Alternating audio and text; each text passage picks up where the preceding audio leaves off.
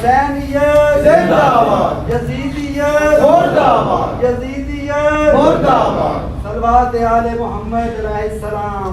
اللہ صلی علی محمد۔ سورہ فاتحہ۔ بسم اللہ الرحمن الرحیم۔ الحمدللہ۔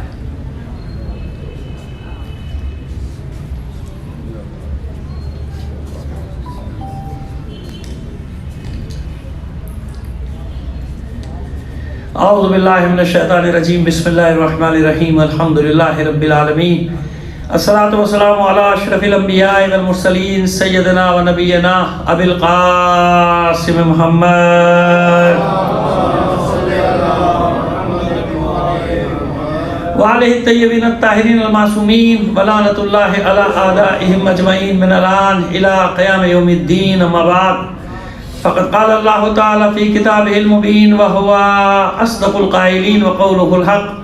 بسم اللہ الرحمن الرحیم، ام حسبتم ان تدخلوا الجنة ولما یاتکم مثل الذین خلوا من قبلکم مستهم الباساء والضراء وزلزلوا حتى يقول الرسول والذین آمنوا معهم متى نصر اللہ الا ان نصر اللہ قریب۔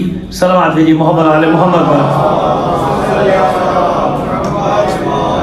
بہرحال یاد آنا تو ناگزیر سی بات ہے۔ ضیاء الحسن کاظمی صاحب ہمارے دیرینہ یہاں کے خدمت گزار مرحوم سے ضیاء الحسن کاظمی صاحب، اور پھر یہاں ہمیشہ اعلان کرتے ہوئے رونق ہوتی تھی ان کے دم سے۔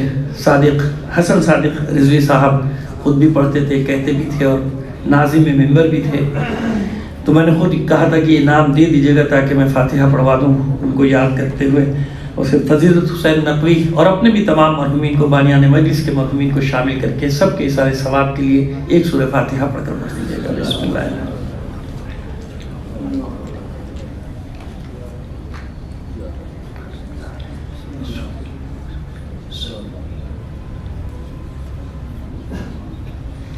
ایک صلوات عنایت فرما دیں گے محمد و آل محمد پر۔ بیٹا وہ پیارے پیارے بچے بیٹھے ہوئے نا، الگ الگ بیٹھ جاؤ۔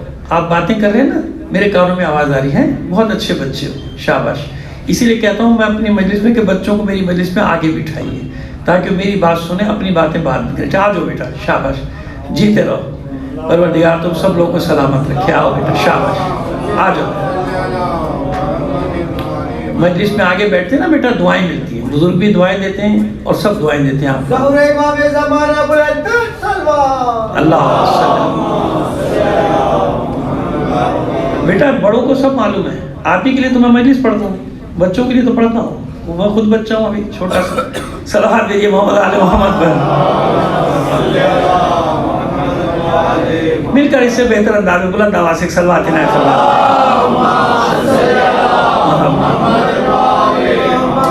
سورہ بقرہ 214ویں آیت۔ آیت کا ترجمہ تشریح کر دیں گے، عنوان ابھی بتا دیں، ایمان اور آزمائش۔ 5 دن زندگی رہی، اس پہ بات کریں گے۔ یہ دونوں لازم و ملزوم ہیں ایک دوسرے کے ساتھ۔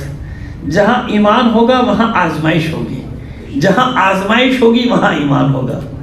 اور جو ان دونوں میدانوں میں پورا اترنا چاہتے ہیں اسے یاد رکھنا چاہیے کہ جب بھی ایمان کا دعویٰ کرے گا آزمائش سامنے آ جائے گی۔ جس زمانے یہ حضرت آدم علیہ السلام کے زمانے سے سنت ہے اور قیامت تک جاری رہے گی۔ ادھر کسی نے ایمان لانے کا دعویٰ کیا، ایمان پر ہونے کا دعویٰ کیا، اور آزمائشوں کا میدان شروع ہوا، سامنے آ گیا، اس کے فوراً آزمائشیں شروع۔ یہ اس لیے میں عرض کر رہا ہوں مقدمتاً 2-3 جملے کہ جو آپ کے ساتھ حالات گزرے تو یہ یقین رکھیے، یہ اطمینان ہے آپ کے لیے، یہ اطمینان کے لیے بات کافی کہ ساری آزمائشیں پے در پہ ایک کے بعد ایک ختم ہونے کا نام ہی نہیں۔ تو یہی تو اسی بات کی دلیل ہے، جس کا جتنا ایمان زیادہ ہوتا ہے نا، اللہ اس سے اتنے ہی زیادہ امتحانات بھی لیتا ہے۔ یہی بات کریں گے آپ سے، 5 دن ثابت کر دیں گے۔ ثابت کیا ہے؟ سنت الہی ہے یہ۔ جب ایمان کا دعویٰ ہوگا ایک امتحان، دوسرا امتحان، اور اگر خلاصہ کر دوں پوری 5 مجلسوں کا 2-4 جملے میں، تو یاد رکھیے، چلے جائیے تمام انبیاء کی قصص انبیاء پڑھ لیجئے، دیکھ لیجئے پوری زندگی نبی کی، رسول کی، پیغمبر کی کیسے گزری، مشکلات، مصیبتیں۔ 2-4 انبیاء کو صرف یہ ظاہری طور پہ آسائشیں بھی ملی، وہ بھی اللہ کی حکمت، کیونکہ سنت قائم کرنی تھی نا، سنت پیش کرنا تھی کہ ہر چیز کی سنت کی حکومت مل جائے تو کیسے کرو، حکومت نہ ملے تو کیسے رہو، وزیر بنو تو کیسے رہو، خزانوں پر مسلط ہو تو کیسے رہو جناب یوسف علیہ السلام کی طرح ہے نا, جناب سلیمان کی طرح اتنی بڑی سلطنت مل جائے تو کیسے رہو. ساری مثالیں یہ سنت الہی دے دی نا کہ اگر کبھی ایسا وقت آ جائے تو کیسے رہنا, ویسا وقت ہو تو کیسے رہنا, ویسا وقت ہو تو کیسے رہنا. یہاں کچھ نہ دے کر جناب یعقوب کی آزمائش میں یعنی امتحانات میں ڈال کر, وہاں جناب سلیمان کو سب کچھ دے کر آزمائش. یاد رکھیے گا, ابھی مثالیں دیتے چلے جائیں. اگر کسی کو بظاہر تو دیا بھی ہے نا, جناب داؤد علیہ السلام کو دیا تو پڑھتا بھی تھا, یعنی کرنے سے مراد اس پہ کام کرتا تھا, اس کے حوالے سے چیزیں دیکھا کرتا تھا. اب حسبتم ایک سے زیادہ مقامات پہ قرآن مجید میں آیا ہے, لیکن ہم نے ہر نمبر بتا دیا آپ کو. سورہ بقرہ دوسرا سورہ قرآن مجید کا, اور اس کی 214ویں ہے, 214ویں آیت, ٹھیک ہے. یہ 214 یہ بچوں کے لیے, بچوں کو اردو نہیں آتی, گنتی مشکل یہ ہو گئی آج کل, ہمیں انگلش نہیں آتی. صلوات بھیجیے محمد علی محمد پر. اب حسبتم ان تدخلوا الجنۃ, کیا تم نے یہ گمان کر لیا کہ جنت میں جانا بڑا آسان ہے. ولما, اب دیکھیں قرآن نص سے قرآنی ہے, اسی لیے میں زیادہ زور اس پہ دے رہا ہوں آج کے مقدمے پہ, کل آسان ہو جائے گی بات کرنا. ولما یاتکم, جبکہ ابھی تک تم تک آیا ہی نہیں. تم سمجھ رہے ہو جیسے سمجھتے لوگ, کسی بھی مذہب کے لوگ ہوں نا, وہ یہ سمجھتے ہیں میں جنت میں گیا, ہم تو جنت میں جانے کے لیے پیدا ہوئے اور کچھ نہیں. یہ نہ سمجھے گا آپ, سب جتنے بھی مکاتب ہیں اور جتنے بھی مذاہب ہیں دنیا میں, ہر مذہب کا یہی عقیدہ ہے کہ وہ جنت کے لیے آیا بھائی, اسے اور کوئی کام نہیں کرنا. مسیحی ہوں جنت ان کی ہے, جیوز ہوں جنت ان کی, جو بھی مذاہب ہو ان کو یہ یقین ہے, پختہ یقین ہے. یہ تو ہم بتائیں گے نا بھائی, طے کریں گے نا کہ جنت کس کی ہے, ٹھیک ہے نا, دھرائی دیں گے نا اس کے اوپر. لیکن ابھی میں بطور کلی بات کر رہا ہوں نا, اس میں برا ماننے کی بات نہیں. میں آپ کو کیا بتا رہا ہوں کہ جتنے بھی مذہب ہیں ظاہر ہے جبھی تو اپنے مذہب کے ساتھ چپکا ہوا ہے نا. اگر وہ اس کو یہ یقین ہو کہ یہاں کچھ نہیں ملے گا تو وہاں چپکا کہاں رہے گا, وہ ادھر آ جاتا ہے, آتا ہے کہ نہیں آتا ہے. جس کو وہاں شبہ ہو جاتا ہے وہ حر بن کے ادھر چلا آتا ہے, اس طرح ہے. تو لیکن سب تو نہیں آتے نا, تو مطلب کیا ہے, اگر کوئی کہیں بھی ہے تو کیوں ہے بھائی, اس لیے کہ اس کو یقین ہے کہ بھائی یہی نجات کا راستہ ہے. سیدھی سی بات, اس کو جو پڑھایا جا رہا ہے ماں کی آغوش سے وہی پڑھ رہا ہے, وہی سن رہا ہے کہ بھائی یہی ہے نجات کا راستہ, یہ تو یہ طے ہے نا کہ جبھی تو وہاں پر ہے نا, کیونکہ اسے یقین ہے نجات کا. تو ہر کتنے اب سینکڑوں مذہب ہے دنیا میں, کئی ہزار ہیں, میں احتیاط کر رہا ہوں, سینکڑوں کہہ رہا ہوں, کئی ہزار ہیں. 2500 کے نام کی تو فہرست میرے پاس ہے مذاہب کی, لیکن میں نے کہا چلیے سینکڑوں, ٹھیک ہے نا, سینکڑوں مذاہب ہیں دنیا میں. اسی لیے سینکڑوں مذاہب کے ہر گروہ کل حزب بما لدیہم فرحون, جو گروہ ہر گروہ کے پاس جو کچھ بھی ہے وہ اسی میں خوش ہے. کل حزب بما لدیہم, ہر جماعت, حزب یعنی جماعت, گروہ, لشکر, فرقہ, جو بھی سمجھئے, کل حزب بما لدیہم, جو کچھ ان کے پاس ہے فرحون, وہ اسی پہ راضی ہیں, اسی پہ خوش ہے نا. سمجھ میں آ رہی ہے بات, تو سب سمجھتے ہیں نا. تو ہر کوئی یہ سمجھتا ہے کہ جنت میری میراث ہے. بے شک مومنین کی میراث ہے. کس کی میراث ہے؟ مومنین کی. یہ قرآن کا وعدہ, ایک جگہ نہیں, مختلف جگہوں پہ ہے, وہ ہم پڑھتے رہتے ہیں. لیکن کیسے؟ مومنین کو ایک گائیڈ لائن دے رہا ہے قرآن, ایک راستہ بتا رہا ہے کہ کیسے تم جنت تمہاری میراث ہے, جنت تمہاری جنت, لیکن کیسے؟ ایک گائیڈ لائن, ایک ہدایت بتائی جا رہی ہے. ام حسبتم ان تدخلوا الجنۃ ولما یاتکم مثل الذین خلوا من قبلکم. بابا جنت میں جانا تم نے اتنا آسان سمجھ لیا, جبکہ اب تک تم پر وہ مصیبتیں آئی ہی نہیں جو تم سے پہلے والوں پر آئی تھی. ایک اصول دے رہا ہے قرآن, ایک اصول دے رہا ہے کہ ایسا ہو نہیں سکتا, یہ سنت الہی کے خلاف ہے کہ کوئی اپنے آپ کو جنت کا دعوے دار بنا لے, کوئی اپنے آپ کو مومن ہونے کا دعویٰ کرے, میں اس کا امتحان دے لوں, اس کو مصیبت میں نہ ڈالوں, ہو ہی نہیں سکتا. بغیر مصیبت میں ڈالے, بغیر امتحان میں ڈالے, بغیر مشکلات میں ڈالے, میں نے انبیاء کو نہیں دیا, رسولوں کو نہیں دیا, پیغمبروں کو نہیں دیا, حتیٰ کہ جنہیں جنت کا مالک بنانا تھا, جنہیں جنت کا سردار بنانا تھا, کیونکہ سردار بنانا تھا تو سب سے زیادہ امتحان بھی وہیں لیے گئے. ہے کہ نہیں؟ حقیقت ہے نا. یہاں تک میرا آپ کا کوئی اختلاف ہے نہیں ہے نا. سیدھی سی بات ہے, جنہیں جنت کا مالک بنایا. دیکھیے 3 ہستیوں کی طرف اشارہ کروں گا. ایک ہے مالک کوثر, ہے نا, ساقی کوثر الگ ہے, سرداران جنا الگ ہے, ایسے ہی ہے نا. مالک کوثر الگ ہے, ساقی کوثر الگ ہے. تو اگر ساقی کوثر بنایا ہے تو امتحان کتنے لیے؟ اگر سردار جنا بنایا ہے, جوانہ نے جنت کا سردار بنا تو ایسے بنا دیا بھئی، یہ تو یہ ہو جاتا نا، انبیاء کہتے کہ پالنے والے ہمیں کیوں نہیں بنا دیا، رسول کہتے ہمیں کیوں نہیں بنا دیا، پیغمبر کہتے ہمیں کیوں نہیں بنا دیا، ہے کہ نہیں ہے؟ حق ہے نا بھئی، حق ہے سوال کرنا، سب کہہ سکتے تھے، یہی تو عقلی دلیل ہے، اس لیے کہ کوئی انگلی نہیں اٹھا سکتا، کوئی اللہ کی بارگاہ میں سوال نہیں کر سکتا، کیوں؟ سب کے سامنے ہے، جو حسین نے امتحان دیا وہ کسی نے دیا ہی نہیں۔ یہ تو آگے اب باب میں آ جائے گا، حسنین نے جو امتحانات دیے وہ کسی نے نہیں دیے، ورنہ تو عقلی بات ہے نا، کوئی بھی اعتراض کرنے کھڑا ہو جائے گا نا کہ معبود بس تو نے ان کو بنا دیا، ہمیں بنا دیتا، نہیں، وہاں ہر چیز کی علت ہے، علت کے بعد اگر ان کو جوانہ نے جنت کا سردار بنا رہا ہوں، جوانہ نے جنت میں سب آگے، وہ کہتے ہیں کہ صاحب جنت کے جو بعض لوگ اس کو ترجمہ یوں کرتے ہیں کہ جنت میں جو جوان ہوں گے ان کے سردار ہیں، تو کہ جنت میں کوئی بوڑھا جائے گا کیا؟ بھائی تمہیں مبارک ہو تمہارا بڑھاپا، اگر تم اپنے آپ کو بچانا چاہ رہے ہو کہ ہم تو حسین کی سرداری میں نہیں ہیں، ہم تو حسن کی سرداری میں نہیں ہیں، کیونکہ جو جوان جائے گا اس کی سرداری میں، تو 90 سال کا جا کے وہاں کرے گا کیا جنت میں؟ اب سیدھی سی بات ہے، صلوات علی محمد علی محمد۔ نعرہ حیدری، بلند الصلوات۔ ارے بھائی سیدھی سی بات ہے، کہ بڑھاپے میں جا کے وہاں کرے گا کیا بھائی؟ تو وہاں بوڑھوں کا کیا کام ہے؟ وہاں بھی بوڑھے نا، معبود یہاں بھی بوڑھا ہوں، بڑھاپا کاٹ کے آ رہا ہوں، کوئی بوڑھا نہیں۔ جنت میں جو بھی جائے گا مومن کیا ہوگا؟ وہ جوان ہوگا، لیکن ڈیمیج کرنے کے لیے مفہوم کو، کیونکہ حسن حسین کا نام آ گیا، آگ لگ گئی، حدیث کو ختم نہیں کر سکتے، کہ حدیث سب کے مطابق صحیح کیا ہے؟ صحیح۔ جوانہ نے جنت کے سردار، تو اس کو ترجمے میں یوں کر دیا جو جنت میں جوان ہوں گے نا ان کے سردار، تو بوڑھوں کا سردار کون ہوگا ذرا بتانا؟ اور تم تو بوڑھے جاؤ گے نا بھائی، خدا کا شکر ہم تو جوان جائیں گے بھائی، تم جو بوڑھے جاؤ گے تمہارا سردار کون ہوگا؟ تو بتاؤ، تو ڈھونڈو بھائی، رسول نے کہیں نشاندہی کی کہ بوڑھوں کا سردار فلانا ہوگا، بچوں کا سردار فلانا ہوگا؟ وہاں تو دو ہی کا اعلان ہوا، یا جوانہ نے جنت کے سردار کا اعلان ہوا، یا سیدۃ النساء العالمین کا اعلان ہوا، دو اعلان،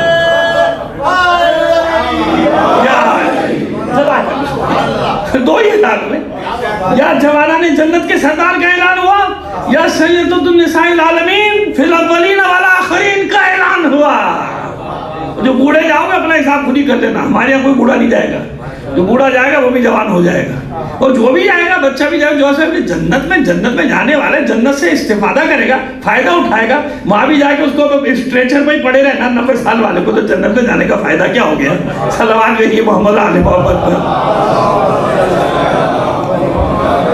آپ کوئی ہاسپٹل تھوڑی ہوگی کہ فرشتے بار بار ایمبولینس میں ڈال کے لے جا رہے ہو، چلو بھائی کو پھر دورہ پڑ گیا، ایسا تھوڑی ہوتا ہے، لیکن وہ ڈیمیج کیوں نام آ رہا ہے نا، حسنین کا نام آ رہا ہے، آگ لگ جاتی ہے، علی کا نام آ رہا ہے، آگ لگ جاتی ہے۔ بغض علی کی بیماری ایسی ہو گئی 1400 سال میں ختم نہیں ہو رہی، حقیقت آج بھی وہی کام کر رہی ہے، اتنی بیماری۔ اب آپ کو معلوم ہے کل کتنا بڑا واقعہ ہوا دنیا میں، اتنا بڑا واقعہ ہوا کہ پوپ اور آپ کا مرجع تقلید مل رہا ہے۔ تاریخ بشریت میں پوپ پہلی بار کسی کے گھر گیا، پوپ جان پال دورہ چل رہا ہے نا، یا ممکن آج ختم ہو گیا، کل پہلی بار کسی کے گھر گیا، گھر، اور کیسی گلیوں میں گیا، پتلی پتلی گلیوں، سب نے دیکھ لیا نا، آگے اب تو دنیا کی ٹی وی، یہ نہ دے، یہ سامراجی میڈیا نہیں دے نہ دے، اس کے نہ دینے سے کیا ہوتا ہے نا؟ کوئی علی کو ولی نہ مانے، اس کے نہ ماننے سے کیا ہوتا ہے؟ اب میں جو بات بتاؤں کہ نائبین کی طاقت بتا رہا ہوں، شیعہ جو نہیں سمجھتے ہو مرجعیت کے لیے زبانیں کھولتے، خدا کا خوف کرو، پوری دنیا میں اگر کوئی تمہیں عزت دے رہا ہے نا تو یہ مرجعیت دے رہی ہے۔ فٹ پاتھ پہ بیٹھنے والوں کی باتوں میں آنا چھوڑو، یہ دیکھو کہ دنیا میں کیا تحول ہوا کل، پوپ جان پال وہاں جا رہے ہیں اس گلیوں میں کوچوں میں شکریہ ادا کرنے، کیوں؟ کیونکہ انسانیت کا جو مظاہرہ آپ کے مرجع نے کیا وہ کسی نے بھی نہیں کیا دنیا میں۔ امریکی حکومت اعلان کر دیتی برطانوی حکومت اعلان کر دیتی اور حکومت اعلان کر دیتی داعش جن مسیحی بچیوں کو اغوا کر کے لے گئے، اٹھا کے لے گئے، ان کو ڈالروں میں بیچ رہے ہیں، کسی حکومت نے ان کو بچانے کی بات کی؟ آپ کے مرجع تقلید نے پوپ سے ملاقات سے پہلے حکم دیا کہ ان بچیوں کو خریدو اور عزت کے ساتھ ان کے گھروں میں واپس پہنچاؤ۔ یہ ہماری مرجعیت، یہ ہے انسانیت کہ ان مسیحی بچیوں کو خریدو۔ یعنی حکم دیا، کس کے پیسے سے؟ خمس کے، جو تم کہتے نا یہ کیسے فتویٰ آ گیا، کہاں سے خمس کا پیسہ، یہاں کیوں خرچ وہاں کیوں خرچ؟ یہ مرجع جانتا ہے کہ تشیع کی عزت کے لیے کہاں خرچ ہونا چاہیے۔ سمجھ میں آئی بات؟ اللہ صلی اللہ، خدا کے بندو، خدا کا خوف کرو۔ ان لوگوں کے لیے زبانیں کھولتے ہو جو تمہیں عزت دے رہے ہیں پوری دنیا میں، عزت ہی عزت دے رہے ہیں تم لوگوں کو۔ کیا ہوا؟ وہ پوپ شکریہ ادا کرنے ان گلیوں میں پیدل چل کے اس چھوٹے سے گھر میں جا رہا ہے جس میں تمہارا مرجع کرائے پر رہتا ہے۔ کہتے اتنا پیسہ ہوتا ہے، جا کے تو دیکھو کس حال میں رہتا ہے، کیسے رہتا ہے، سب تمہارے لیے ہے، جو کچھ بھی ہے تم پر خرچ کرتا ہے، قوم پہ خرچ کرتا ہے، خود تو کیسے رہتا ہے؟ ایسے رہتا ہے۔ وہ چھوٹے سے کوچ ادھر کوچ ادھر کوچ ادھر کوچ، اس گھر میں گیا ہے پوپ شکریہ ادا کرنے پوری مسیحی قوم کی طرف سے۔ کیوں؟ انسانیت کا، پورے عالم بشریت کو اس سے اچھا پیغام جا ہی نہیں سکتا تھا۔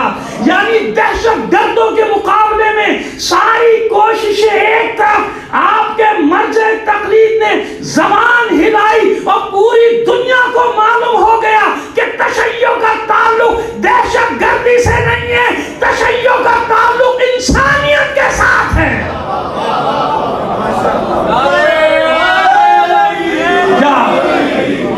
جزاک اللہ، مولا آپ لوگوں کو سلامت رکھے۔ جو مرجعیت کی تعریف میں خوش ہو کر نعرے لگا رہے ہو، اللہ تم سب لوگوں کو سلامت رکھے، ورنہ تو یہاں بات کرنا مشکل ہو جاتا ہے۔ مرجع کی بات کرو لگتا ہے اللہ اکبر، یا رسول اللہ،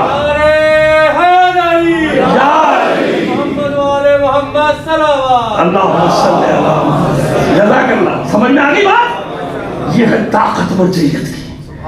ایک منٹ میں، ایک دن میں، 24 گھنٹے میں پوری مسیحی دنیا چلا اٹھی کہ یہ انسانیت ہے، یہ انسانیت ہے، یہ ہے تشیع۔ سامراج بلبلا گیا، دل ملا گیا، یہ شیطانی طاقتیں دل ملا گئی کہ یہ ہوا کیا؟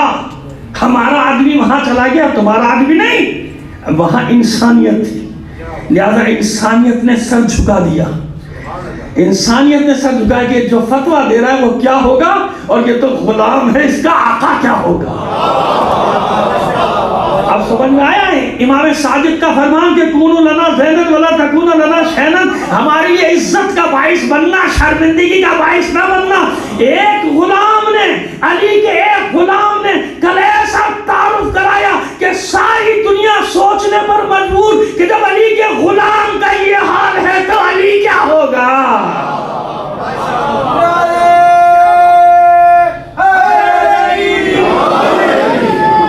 لیکن دیکھا آپ نے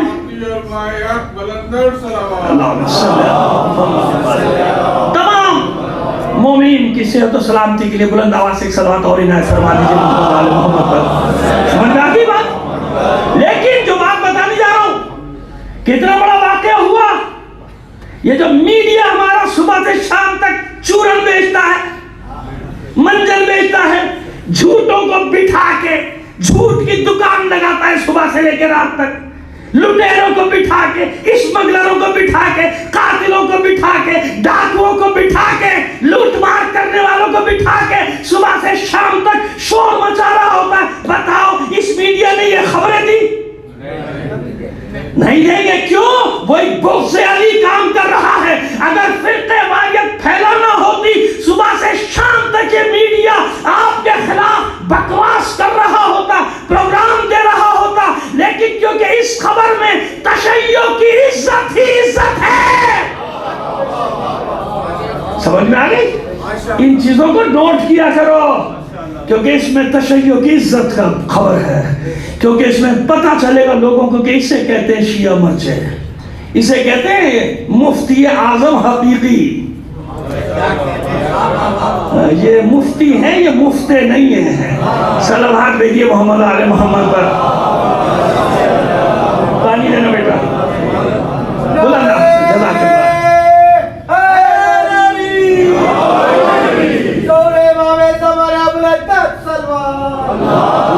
صلی اللہ محمد. بس ایک گزارش ہے میری آپ کی. دیکھیے میں نہ مجمع طلب کرتا ہوں کہ مجمع بہت ہونا چاہیے، نہ مجھے یہ طلب ہوتی ہے کہ نعرے کوئی لگائے. لگاتے ہیں آپ، خدا کا شکر ہے، آپ کا دل چاہتا ہے آپ نعرے لگاتے ہیں، ثواب بھی ہے، عبادت بھی. لیکن وقت اگر کل آپ تھوڑا سا 10 منٹ میں، جتنے لوگ ابھی بیٹھے ہو پہلے آ جائیں گے نا، میری تسلی ہو جائے گی. تھوڑا سا قربانی دے دیں، 10 منٹ پہلے آ جائیں نا. اب جب بیٹھتے آدمی 4-5 آدمی سامنے بیٹھے ہو تو میں ایک ہوتا ہے نا عجیب سی کیفیت ہو جاتی ہے. لیکن پڑھتا تو میں وہی ہوں بھائی، جو 4000 میں پڑھوں گا، جو 40,000 میں پڑھوں گا. میں ڈنڈی نہیں مانتا. مولانا صاحب کی صحت و سلامتی کے لیے بلند سمجھ میں آ گئی بات؟ میں ڈنڈی نہیں مانتا، پڑھوں گا بھائی. لیکن دل یہ چاہتا ہے کہ بھائی یہ جو اب آ کے بیٹھے ہو، خدا کے بندو پہلے آ جاؤ، تاکہ جو میں شروع سے بات کر رہا ہوں کوئی ایک لفظ بھی بیکار بات تو نہیں کی ابھی تک، اب کی تو بتا دیجیے تاکہ وہ ساری باتیں آپ تک پہنچ جائیں. یہ دل چاہتا ہے بس، اور کچھ نہیں. تاکہ وقت پر آ جائیں گے نا، کل سے وہ اچھا ہو جائے گا انشاءاللہ. تمام مومنین کی صحت و سلامتی کے لیے ایک بار اور صلوات عنایت فرما دیجیے محمد علیہ محمد. تعداد کی مجھے پرواہ نہیں کہ آپ جانتے ہیں، جو مجھے سن رہے ہیں 40 سال سے میں پڑھ رہا ہوں، 26 سال ہو گئے لاہور میں، 26واں سال ہے پڑھتے ہیں. مجھے مجمع کی فکر نہیں ہوتی. آپ 4 آدمی ہو یا 4، میں پڑھوں گا وہی. لیکن دل یہ چاہتا ہے کہ اتنے سارے آ گئے ماشاءاللہ، جو بھی جتنی بڑی تعداد ہے میرے لیے یہ بھی بہت ہے. اتنے بھی پیغام سمجھ جائے نا، 4 آدمی بھی بہت ہے. 40,000 ہو، ایک بھی آدمی بات نہیں سمجھے تو کیا فائدہ. اتنے بھی سمجھ جائیں گے نا بہت. اب سمجھ آئی بات کہ علی کے غلاموں کا کرشمہ یہ ہے تو علی کا کیا ہوگا. تو آج تک وہی بغض علی کام کر رہا ہے نا، سیستانی تک، رہبر تک وہی بغض کام کر رہا ہے کہ اگر ان کی تعریف ہوگی تو ان کی تعریف نہیں ہوگی. یہ تعریف اہل بیت کی تعریف سے جا کے ملے گی. کیونکہ معصوم فرما رہے کونوا لنا زینا ولا تکونوا لنا شینا، ہمارے لیے زینت بننا. زینت یعنی ہمارا زیور بننا. اہل بیت سے زیادہ حسین ہے کائنات میں کوئی؟ معنوی باطنی تمام حسن پیکر بنایا اللہ نے. لیکن وہ اہل بیت فرما رہے ہیں کہ ہمارا بھی ایک زیور ہے. زینت یعنی زیور کا سامان ہے. دلہن کو زیور دیتے ہیں نا زینت کے لیے، اس کے اپنے شوہر کے لیے بیوی زینت کا سامان کرتی ہے نا. زینت کا سامان جو اس کے روبی سنگار ہے اپنے شوہر کے لیے جو کرے تو جائز، اس کو منع تو نہیں ہے. تو اہل بیت کیا فرما رہے ہیں کہ ہماری زینت ہمارا شیعہ ہے. یعنی ہے وہ تو حسین ہے، لیکن کہتے ہیں مزید 4 چاند کب لگتے ہیں؟ یہ ہمارا شیعہ، ہمارا زیور ہے. یہ سامنے ہوتا ہے، یہ نظر آتا ہے. وہ تو پردے میں ہے نا، وہ تو سامنے نہیں ہے. سامنے کیا چیز ہے؟ یہ زیور. یہ جتنا حسین ہوگا اتنا ہی ہمیں زیادہ خوشی ہوتی ہے. کونوا لنا زینا، ہماری زینت کا سامان بن جاؤ. یعنی لوگ تمہیں دیکھیں، ہماری تعریف کریں. اب مجھے بتائیے، جو فٹ پاتھ پہ بیٹھ کے دین کے اپنے عقلی گدھے دوڑ رہا ہے، گدھے بھی بلکہ گدھے دوڑ رہا ہے، اب دین کے ساتھ کشتیاں لڑ رہا ہے، یہ نکال دو، یہ ڈال دو، یہ کر دو، یہ کر دو، وہ زیادہ زینت کا سامان ہے یا وہ کہ اس کی زبان سے ایک جملہ نکلا پوری دنیا میں تشیع کی عزت ہی عزت، عزت ہی عزت. اسی لیے تو سانپ لوٹ رہے سینوں پہ میڈیا کے بھی. یہ میڈیا آپ کا دوست تھوڑی ہے. وہ ایک تو میڈیا نے بڑی چھپ چھپا کے پرنٹ میڈیا نے خبر دی ہے اندر انگلش میں، تاکہ کوئی انگلش ویسے ہی نہیں آتی، جن کو آتی ہے وہ کون سا اخبار پڑھ لیتے ہیں یہاں پہ آج کل. لیکن نہیں، کیوں اندر سے کھول رہے کہ ہوا کیوں؟ ہمارے کسی مفتی نے یہ عمل کیوں انجام نہیں دیا؟ تمہارے مفتیوں کے فتووں سے تو بیچاری اغوا کی گئی، ان کے مرد مارے گئے، انہی نے تو فتویٰ دیا کہ اٹھا لو، کنیزیں لے جاؤ، بیچو. اور مرجعیت کیا کہہ رہی ہے؟ جیسے علی مدینے سے نکال دیا گیا یہودیوں کو، مسیحیوں کو مکے سے نکال دیا گیا، لیکن علی راتوں کو نقاب پہن کے پشت پہ اناج لاد لاد کر ان کی بستیوں میں پہنچا کر بتا رہا ہے کہ وہ اللہ کا حکم ہے. یہ بھی اللہ کا حکم ہے کہ تمہاری ذمہ داری بھی مجھ پر ہے، تمہیں کسی کو بھوکا نہیں رہنے دوں گا. لہذا اسی علی کے غلام نے آج یہ فتویٰ دے کے اس مسیحی دنیا میں آپ کو عزت دلوائی کہ وہ اپنی جگہ فتویٰ دینے والے علی کے غلام ان کو کنیزی میں نہیں رکھتے، خرید کر آزاد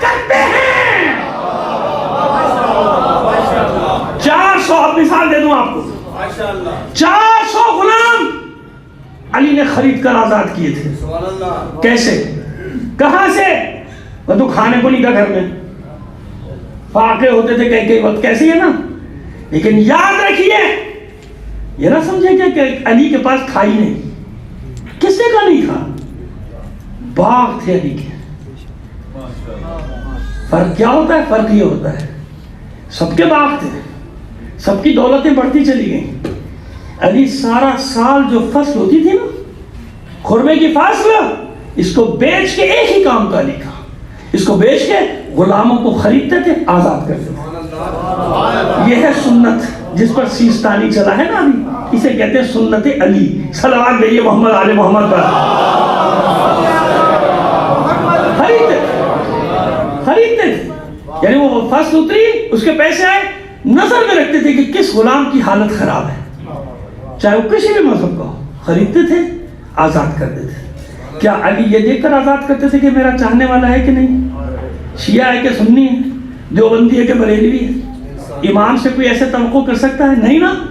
انسانیت، امام سکھا رہا ہے کہ سب اپنی جگہ، لیکن پہلے تم انسان ہو، پہلے تم آدم اور حوا کی اولاد ہو.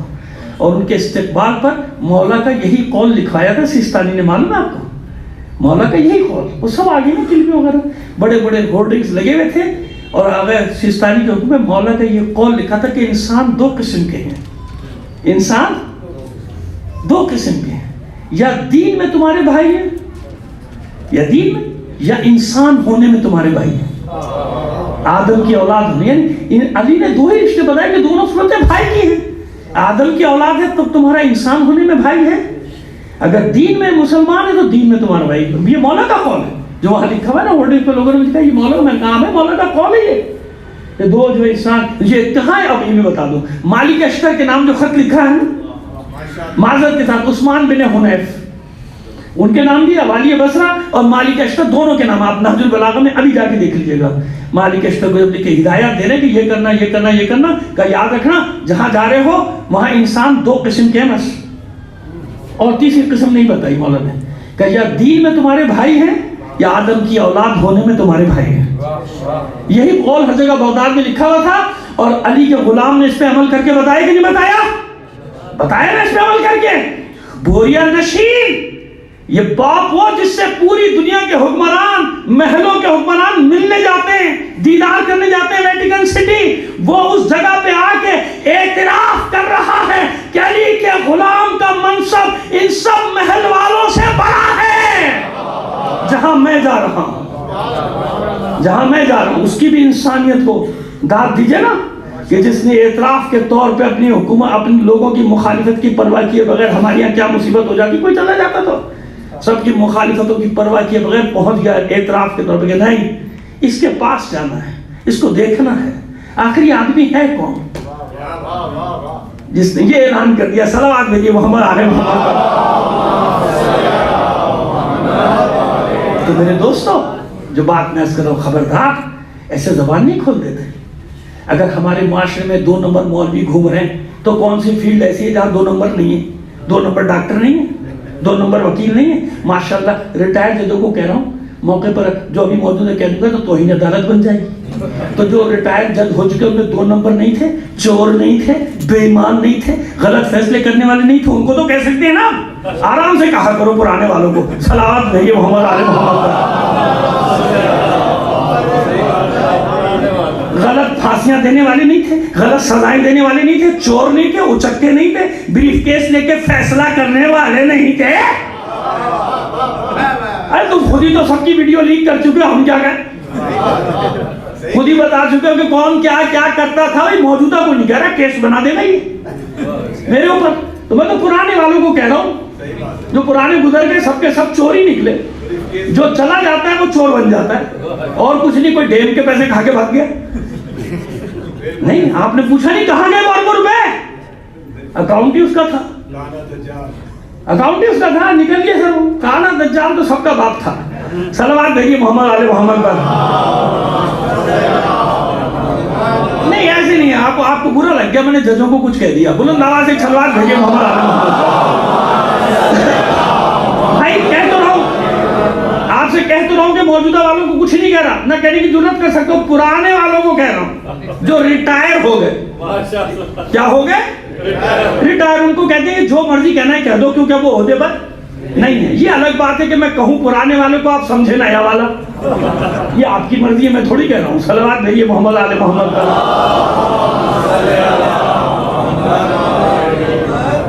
سمجھ میں آئی؟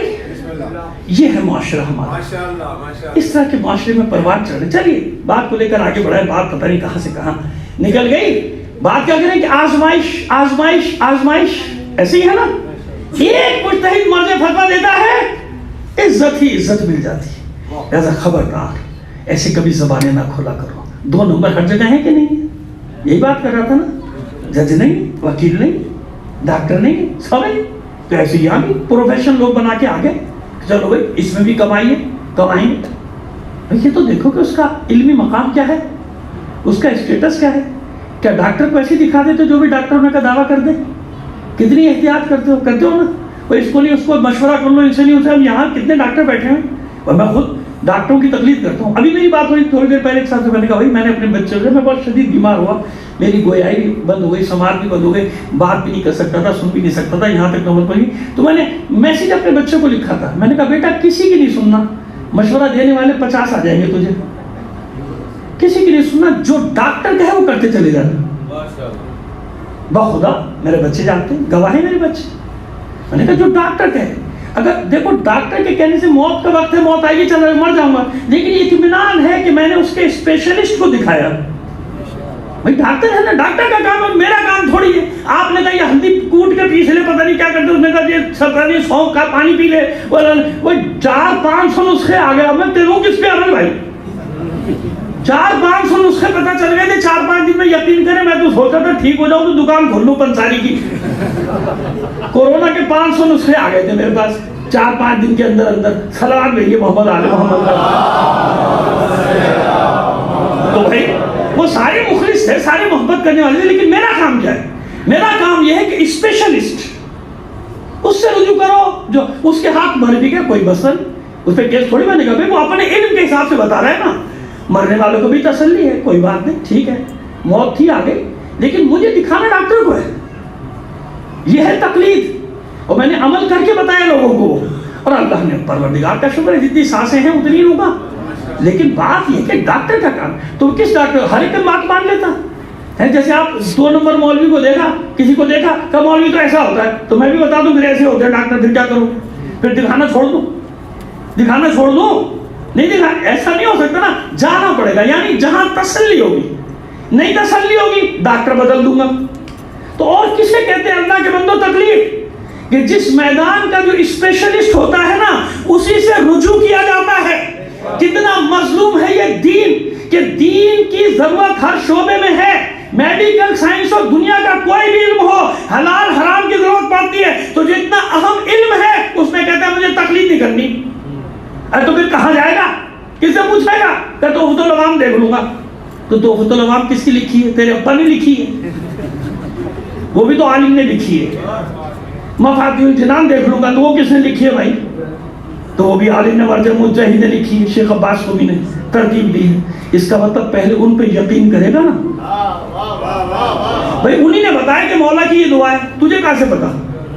وظائف الابرار پہ عمل کر لوں گا، وسائل الشیعہ پہ عمل کر لوں گا، بہار الانوار پہ عمل کر، سب مجتہدین کی ترتیب دی ہوئی کتابیں. یعنی چاہے یا نہ چاہے تجھے جانا انہی کے دروازے پر پڑے گا. تو نے کچھ ترتیب نہیں دیا، تجھے کچھ بھی نہیں پتا. صلوات بھیجیے محمد آل محمد پر. نہیں ایسے نہیں کرتے. اس وقت بہترین پوری دنیا نے دیکھا ہے کیسا سبق ملا ہے. کس نے عزت دی؟ جو ہمیں آپس میں لڑانے والے، انہوں نے ہمیں عزت دی ہے. یہ تو ہماری بے عزتی کرا رہے ہیں ہر روز ایک نئی چیز پیش کر کے. نہ معلوم کہاں کیا فتنے کھڑے کر رہے ہیں.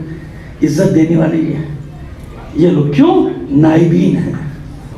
نائبین یہ ذمہ داری جانتے ہیں. یہ آپ مانو نہ مانو، انہیں معلوم ہے کہ ان کی ذمہ داری ہے تشیع کا دفاع. تشیع کا دفاع ان کی ذمہ داری ہے.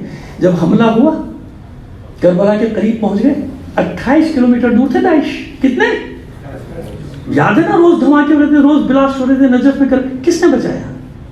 کس کا حکم آیا؟ کس کے فتوے آئے؟ انہی کیا ہے نا، انہی کیا ہے نا. تو یہ وہ ہیں جو ہر زمانے میں ہر محاذ پہ دفاع کر رہے ہیں. ان کے کہنے پہ حج الشامی وجود میں آیا.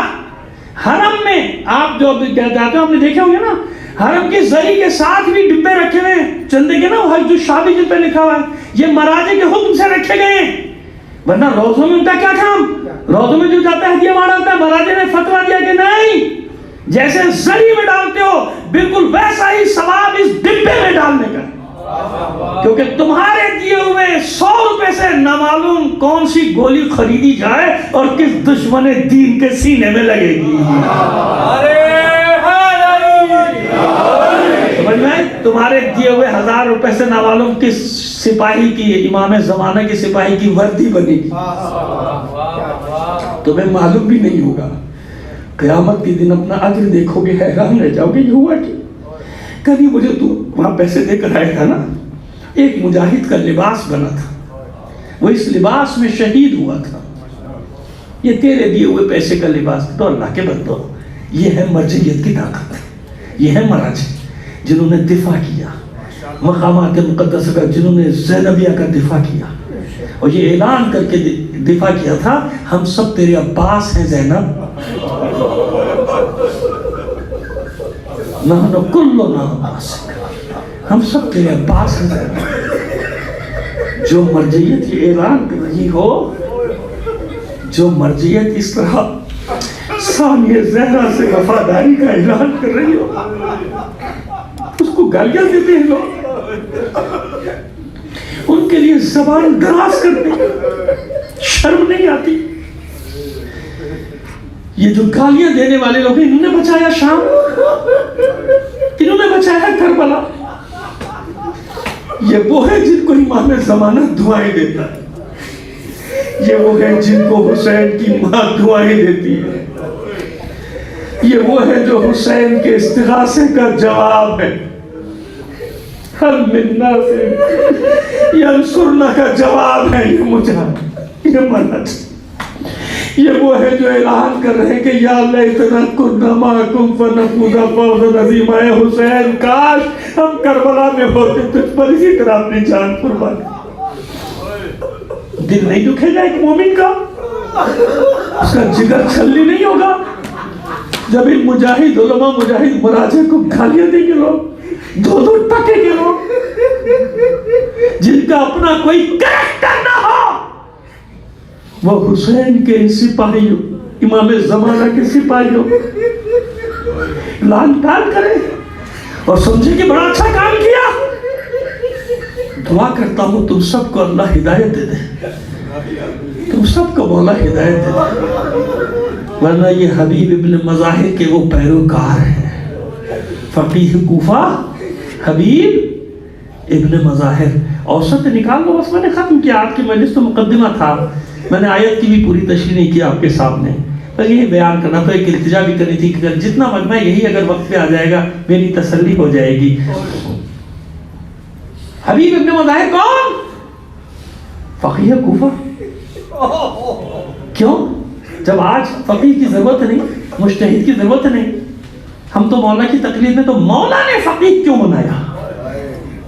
مولا خود موجود ہے، ظاہری طور پہ ہے نا مولا خود. اس پہ میری کتاب آ گئی کوئی، افتخار بھائی مرحوم پروردگار ان کو کروٹ کروٹ جنت نصیب کرے. یہ کتاب انہوں نے چھاپی ہے مرجعیت پر جو میں نے لکھی. مرجعیت کے دفاع پر مولا قبول کر لے میری اس کوشش کو، پروردگار قبول کر لے، امام زمانہ اپنی بارگاہ میں قبول کر لے. لکھی میں آ گئی، افتخار پر موجود ہے. مجھے بتاؤ، حبیب ابن مظاہر کو فقیہ حسین لکھ رہا ہے. فقیہ کوفہ، بچپن کے دوست حبیب ابن مظاہر کے نام. اللہ کے بندہ، جسے حسین فقیہ کہہ رہا ہو وہ کیسا فقیہ ہوگا؟ ہر معصوم اپنے زمانے میں، اس کتاب میں پوری تفصیل لکھی، ہر معصوم اپنے زمانے میں فقیہ بنا رہا تھا، اور فقیہ بنا کے بھیج رہا تھا نائب بنا کر مختلف علاقوں میں. شاہ عبدالعظیم حسنی جن کے پاس جاتے ہو نا، یہ بھی نائب تھے، 9ویں امام کے نائب تھے. 9ویں امام نے بھیجا تھا ان کو، ہے امام حسن اسلام کے اولاد میں جو رہے تہران میں، جو روضہ ہے جن کا شاہ عظیم جس کے اوپر آپ جاتے ہیں، شاہ عظیم شاہ عبدالعظیم حسنی، امام حسن کے اولاد ہیں، نائب ہے، اس علاقے میں بھیجا تھا امام نے، جائیے تبلیغ کیجئے دین کی وہاں پر۔ تو جو امام اپنے ظاہری حیات میں نائب بنا بنا کے بھیج رہا ہے، وہ غیبت میں جاتے ہوئے لاوارث چھوڑ دیں؟ اپنے چاہنے والوں کو لاوارث جو مرضی کرتے رہنا، جو مرضی کرنا، ایسے ہوگا؟ نہیں۔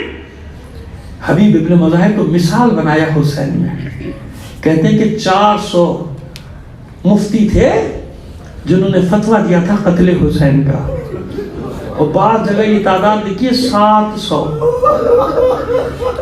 اور ان کے مقابلے میں حسین کے ساتھ ہے ایک فقیہ، سب عالم ہے۔ حسین کے پاس تو اگر کوئی بچہ ہے نا وہ بھی عالم ہے، میں فقیہ، وہ فقیہ جسے حسین نے کہا اس کی بات کرتا ہوں، عرف عام میں جسے فقیہ کہا جاتا ہے وہ ایک، ادھر 700 فتویٰ دینے والے، ادھر ایک۔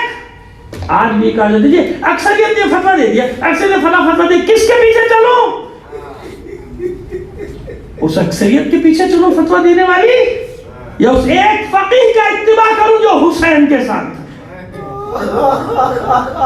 عزاداران حسین، آج بھی یہ دیکھو کہ حسین کے ساتھ کون ہے، یہ دیکھو کون سرپرستی کر رہا ہے ساری دنیا میں تمہاری، کون تمہارے مسائل پہ نظر رکھے ہوئے ہے، کون تمہارے مسائل کے حل کے لیے دن رات جد و جہد کر رہا ہے، کون ہے تمہارے سروں پہ؟ انہی علماء کا سایہ ہے، یا ان کے غلام دنیا میں جگہ جگہ ان کے چھوٹے چھوٹے شاگرد اپنی ذمہ داریاں پوری کرتے پھر رہے ہیں۔ اور یہ تم اور سے دیکھ لیا کرو کم سے کم، یہ نہ مرچے کیوں؟ ان سب کے سامنے وہ 700 نہیں ہیں، ان کے سامنے حبیب ابن مظاہر ہے، فقیہ، ایسا فقیہ جسے حسین نے لکھا۔ کیوں لکھا؟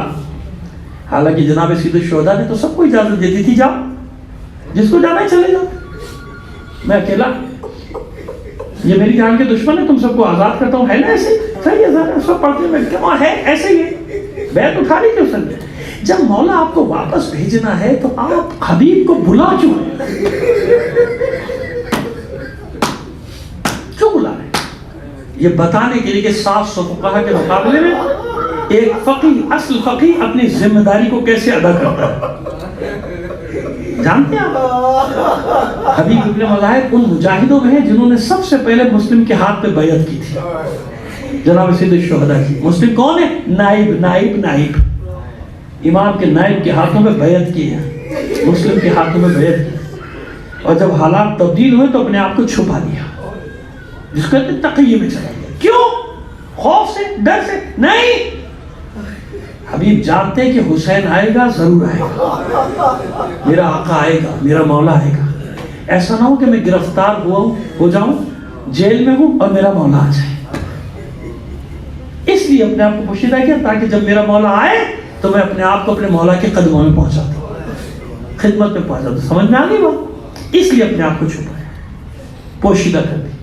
حکومت کو بھی کوئی سروکار نے جب پوچھا ابن زیاد نے حبیب کہا کہ وہ کسی کے ساتھ نہیں ہے، کہا بس ٹھیک ہے، یہ بھی کافی ہے، کہا کسی کے ساتھ نہیں، وہ نہیں گیا، کربلا نہیں گیا، حسین کے پیچھے نہیں گیا، وہ یہیں پر ہے، اور یہی چاہتے تھے حبیب کہ یہ میری طرف سے مطمئن رہے تاکہ جب میرا مولا یہاں پہنچے تو میں اپنے مولا کی خدمت میں چلا جاؤں۔ معلوم نہیں حبیب کو کہ حسین ابھی کہاں پہنچے کہاں نہیں پہنچے، یہ تو کربلا میں ثانیہ زہرا نے اپنے بھائی سے کہا ہے نا، بھیا لشکر پہ لشکر آ رہے ہیں، طاقت بڑھتی جا رہی ہے ہمارے ساتھ کی، بھیا آپ کے بھی تو اتنے دوست ہیں، خط لکھے نا، بہت سارے خط لکھے تھے، ایک جس کا حال پڑھ چکا میں، یزید ابن ثابت انصاری بصرہ سے اپنے بیٹوں کے ساتھ آیا تھا، عبداللہ اور عبیداللہ دونوں بیٹوں کو لے کر آیا، اس کو بھی خط پہنچا تھا، وہ پہنچا امام کی خدمت، ایک کوفے میں لکھا، ایسا نہ سمجھنا کہ ایک ہی کو خط لکھا تھا، بہت سارے میں پڑھ چکا ہوں تفصیل انصار حسینی میں، کتنوں کو خط لکھے تھے، ان میں سے جس کو ملا وہ آ گئے، بعض کو ملا دیر سے، سمجھ، جس کو ملا وہ پہنچا ہے وہاں۔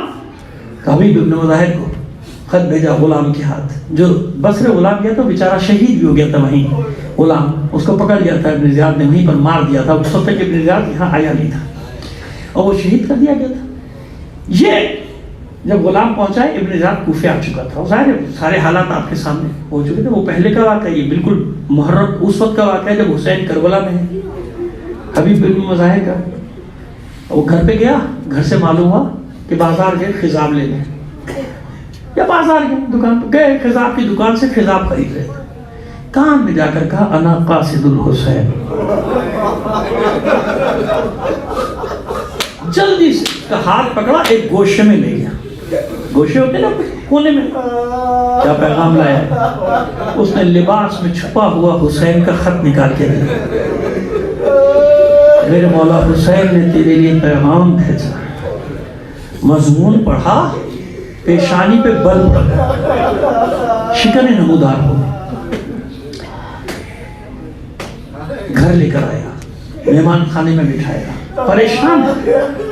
زوجہ دسترخوان بچھائے بیٹھی ہے کہ حبیب آئے گا کھانا کھانا. دیکھا پریشان ہے, روتے کہتی ہے حبیب مولا کا قاصد آیا تھا, ملاقات ہوئی؟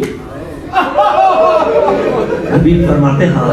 کیوں ملاقات؟ تو کو پریشان ہے؟ اس سے پہلے جب میرے مولا کا قاصد آتا تھا تو بہت خوش ہوتا تھا, لیکن آج میں تیرے چہرے پہ وہ خوشی نہیں دیکھ رہی, پریشانی دیکھ. کیا مسئلہ ہے؟ کہ مومنہ بات ہی ایسی پریشانی کی ہے, کیا بتاؤں تجھے, کچھ تو بتا. خط نکال کے سامنے رکھ دے. کہ یہ خط آیا ہے کہ میں کربلا میں دشمنوں کے نرغے میں آ گیا ہوں. حبیب میں کربلا میں دشمنوں کے نرغے میں آ گیا ہوں. حبیب جتنی جلد ہو سکے میری مدد کو پہنچ. اب زوجہ بھی بے چین ہوئی, بے قرار. کا حبیب پھر کیا ارادہ ہے, کیا ارادہ ہے, کیا سوچتا ہے؟ کہ مومنہ سوچتا ہوں جاؤں کہ نہ جاؤں. سب نے تو ساتھ چھوڑ دیا حسین, کوئی تو ساتھ ہے ہی نہیں, میں اکیلا کیا کر لوں گا. ایسے ہی ہے نا زندگی نہیں. کل بتاؤں گا آپ کو, اس جملے کی تشریح کروں گا کہ میں اکیلا کیا کروں گا. کل تشریح کروں گا اس جملے کی. آج ابھی یہی رکھی ابھی تک میں اکیلا کیا کروں گا. بس اتنا سننا تھا. وہ مومنہ کھڑی ہوئی اور کہتے ہیں کہ اپنی چادر حبیب پہ پھینک دی, یہ پہن کے بیٹھ. تو کہیں ہے کہ اپنی چوڑیاں اتار کے دی, کہیں پہن کے بیٹھ. دیوار میں لگی ہوئی حبیب کے تلوار کے قبضے پر ہاتھ ڈالا. یہی دوستی تھی حبیب, یہی ناز تھا مولا کی دوستی کا, یہی دعویٰ تھا حسین کی محبت کا. افسوس تجھ سے یہ امید نہیں تھی حبیب کہ تو ایسا کہے گا. اچھا تو بیٹھ گھر میں, میں اپنے مولا کی مدد کے لیے جاؤں گا. میں اپنے آقا اپنے سید و سردار کی مدد کے لیے. تو بیٹھ, تو گھر میں بیٹھ. اتنا سننا تھا. کھڑا ہوا حبیب, چادر واپس اپنی زوجہ کے سر پہ ڈالی. کا بیٹھ اطمینان سے. میں تو تیرا امتحان لے رہا تھا کہ کہیں کوفے کی دوسری عورتوں کی طرح تیری نیت بھی بدل تو نہیں گئی. حبیب کے سامنے ہی تو ہوا تھا کہ بیویاں شوہروں کے ہاتھ پکڑ کے لے گئی تھی, بیٹیاں باپ کو لے گئیں, مائیں بیٹوں کو لے گئی, بہنیں بھائیوں کو لے گئی. علی کا بھائی اکیلا رہ گیا, حسین کا بھائی مسلم اکیلا رہ گیا, زینب کا بھائی مسلم اکیلا رہ گیا. سمجھ میں آیا؟ یہ سب دیکھا تھا نا حبیب نے.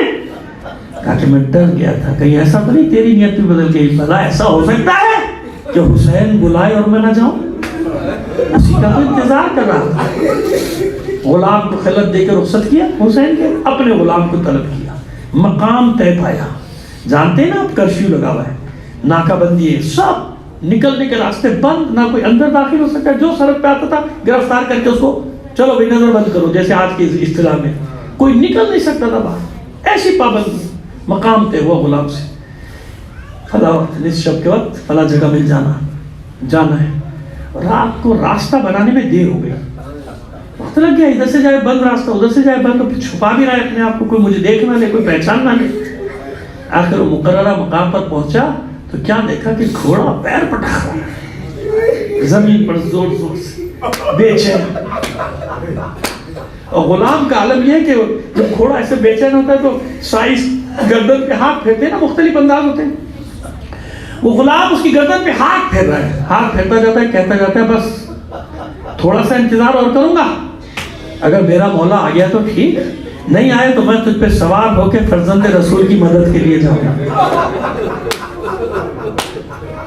فرزند نبی کی نصرت کو جاؤں گا, اطمینان رکھ. اتنا سنا, آسمان کی طرف دیکھ کر حبیب کہتا ہے بار الہ کیسا وقت تھا کیا. غلام آقا پہ سبقت کر رہے. آگے بڑھ کر گلے سے لگایا, دعائیں دی. کیسے ہو سکتا ہے کہ حسین بلائے اور حبیب نہ جائے؟ لیکن بس راستہ بنانے میں دیر لگی. اب ظاہر ہے کہ اس زمانے کے حساب سے رات بھر کا سفر کربلا کے قریب پہنچا, اور حسین فجر کی نماز پڑھ کے انصار نے مسند بچھا دی. حسین بیٹھے ہیں خیمے کے باہر, اور حلقہ کیے ہوئے انصار حسینی بیٹھے ہیں. اب یہ عاشور کے دن کی بات نہیں کر رہا میں آپ سے, 2-3 دن پہلے جب حبیب آئے جب کی بات کر رہا ہوں. بیٹھے حلقہ حسین کے گرد انصار کا, اور ادھر کوفے کے آنے والے راستے کی نظریں جمی ہوئی ہیں حسین کی. سب سمجھ گئے کہ حسین کو کسی کا انتظار ہے. دیکھ رہے کہ مسلسل کوفے سے آنے والے راستے پر نگاہیں جمی ہوئی ہیں. تھوڑی دیر میں گرد و غبار جب نمودار ہوا تو سب نے سنا کہ حسین نے بڑی خوشی سے تکبیر بلند کی, تبسم کے ساتھ اللہ اکبر. سمجھ گئے انصار کہ کوئی ہمارا بھی دوست آ رہا ہے. حسین کے رخ انور کے تاثرات سے سمجھ گئے کوئی ہمارا دوست. سب نے تکبیر بلند کی. اب جب گرد و غبار چھٹا, سواری نمودار ہوئی حبیب کی, حسین نے مسکرا کر اپنے انصار سے استقبال کو. جیسے ہی حبیب کا نام سنا انصار حسینی دوڑے, اور جو ہی حبیب قریب آئے خیموں کے تو حبیب نے دیکھا کہ پورا ایک جلوس آ رہا ہے میری طرف, اور قمر بن ہاشم تو سب سے نمایاں نا. عباس اپنے قد و قامت کی وجہ سب سے نمایاں, پہچانتے ہیں حبیب, علی اکبر کو پہچانتے ہیں حبیب, فوراً گھوڑے سے اتر آئے اور ہاتھ جوڑ لے. جب قریب ہوئے سب کا فرزند بوتراب, قمر بنی ہاشم سے فرماتے ہیں حبیب فرزند بوتراب, یہ غلام اس قابل نہیں کہ علی کے بیٹے اس کے استقبال کے لیے آئے. عباس نے گلے سے لگا, نہیں حبیب نہیں, ایسا نہیں ہے حبیب, تیرا مقام بہت بلند ہے. حبیب تیرے استقبال کے لیے میرے مولا حسین نے بھیجا, ہمیں حسین نے بھیجا, علی اکبر کو حسین نے بھیجا, جاؤ حبیب کا استقبال کرو. اپنے حلقے میں اپنے جلو میں لے کر یہ تمام کے تمام انصار حسینی خیمہ گاہ میں پہنچے. جب قریب پہنچا حبیب زمین پہ گرا, 2 زانو چلتا ہوا حسین کے قدموں پہ سر رکھ دیا, اور قدموں پہ سر رکھ کے فرماتے ہیں حبیب مولا مجھے آنے میں دیر تو نہیں ہو. یہ نہیں پوچھا کہ مولا آپ کے ساتھ کتنے سپاہی ہیں, دشمن کا لشکر کتنا. حبیب کو اس سے کیا پڑھو, حبیب کو اس سے غرض نہیں, حبیب کو صرف یہ فکر کھائے جا رہی ہے کہ میں دیر تو نہیں کرتی, میں نے مجھے تاخیر تو نہیں, مولا مجھے دیر تو نہیں ہوئی. حسین نے سینے سے سر لگا کے کہا نہیں حبیب بالکل صحیح وقت پہ, صحیح وقت پہ. باری باری سب معانقہ کر رہے ہیں, حبیب سے گلے مل رہے ہیں, دعائیں دے رہے ہیں, سلام دعا ہو رہی ہے, گلے مل رہے ہیں, مصافحہ کر رہے ہیں. اتنے میں جناب فضا پہنچی, سلام کیا حبیب کا. سلام کرنے کے بعد فرماتی ہے حبیب تجھے مبارک ہو. حبیب حیران ہو کر کہتے ہیں اماں فضا میرے لیے تو خوشی کا باعث ہے کہ میں اپنے مولا کے قدموں میں آ گیا, مگر آپ کا لہجہ بتا رہا ہے کہ بات کچھ اور ہے. کیا مسئلہ ہے, کس بات کی مبارک؟ کہا ہے کہ جاؤ میرا بھائی حبیب آیا, میرے بھائی حبیب کو میرا سلام کہو. بس اتنا سننا تھا کہ حبیب نے اپنا امامہ پھینک خاک اٹھا کے سر پہ ڈالی, سر و سینہ پیٹتا ہے, منہ پیٹتا ہے, چلا چلا کر کہتا ہے بار الہ کیا آج ہی کے دن کے لیے ہم زندہ تھے, یہ آل رسول پہ کیسا وقت آ گیا, شہزادیاں غلاموں کو سلام بھیجوا رہی. یہاں روایت ختم ہوتی ہے نا, میں ہمیشہ 2 جملے پڑھتا ہوں اس کے بعد کہ حبیب آپ کو نہیں معلوم ثانیہ زہرا کو اپنے بھائیوں پہ کتنا مان ہے, کتنا بھروسہ ہے.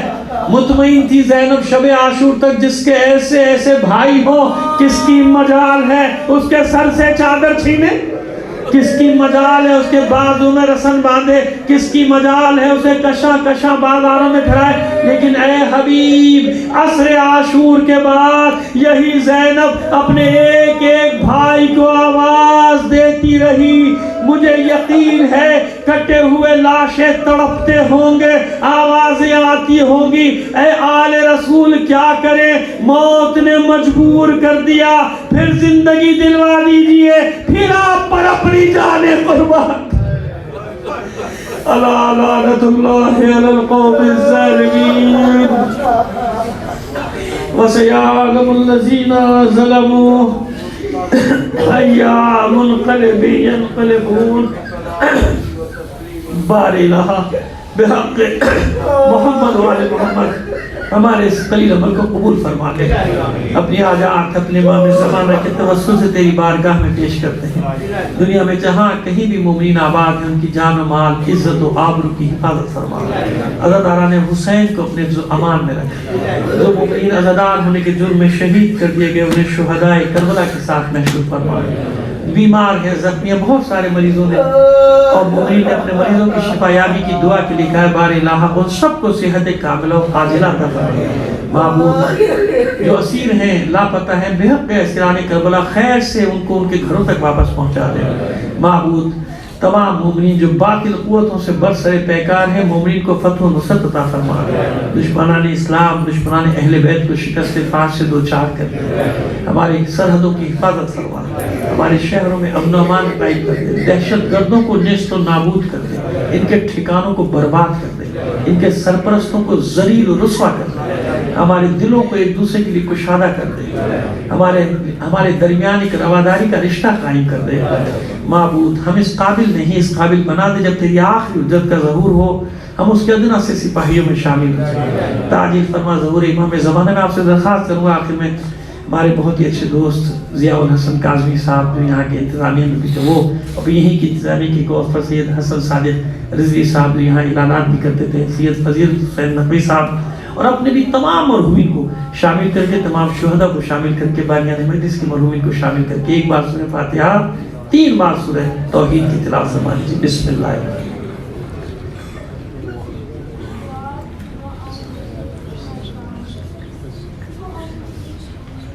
بسم اللہ.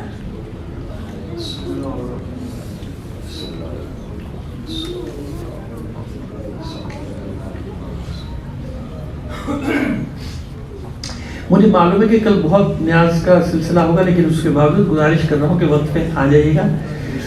اللہم اغفر للمؤمنین والمؤمنات والمسلمین والمسلمات الاحیاء منهم والاموات تابع بیننا وبینہم بالخیرات انکا مجیب الدعوات انکا علی